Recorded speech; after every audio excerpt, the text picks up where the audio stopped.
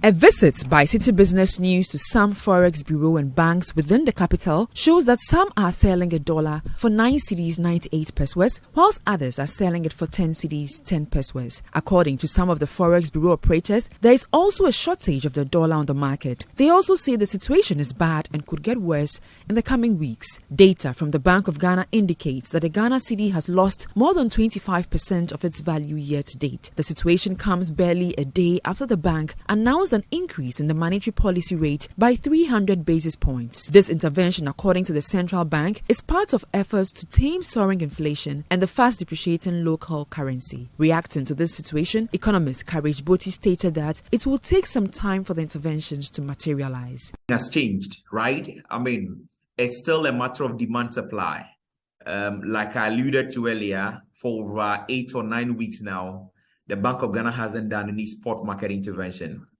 They've scaled down the size of the bi-weekly auctions, and we see also that the market is reacting to the latest credit downgrades. So these, you would say, are residual demand on the market that are driving the rate, and until that backlog is cleared, some of these issues will linger.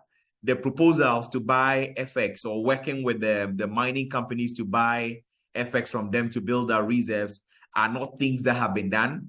There is $750 million loan from Afri-Exim Bank. I believe is yet to hit the account. I hear a co-hit account by this week. And then, of course, the many other interventions, like the cocoa syndication loan, is yet to hit the account. So investors will be looking at your reserve at 7.6 billion, and then your net reserve at some 3.6 or 3.7 billion, which is still very way short of what levels they were in the past, really. These are the fundamentals that will continue to drive the market until something changes. Immediately, Bank of Ghana raising the policy rate yesterday, it will mean that it will take a while for liquidity within the system to be mopped up. And you see that in the interbank interest rate, adjusting upwards gradually. So its effect ultimately will come over time, but not instantaneously.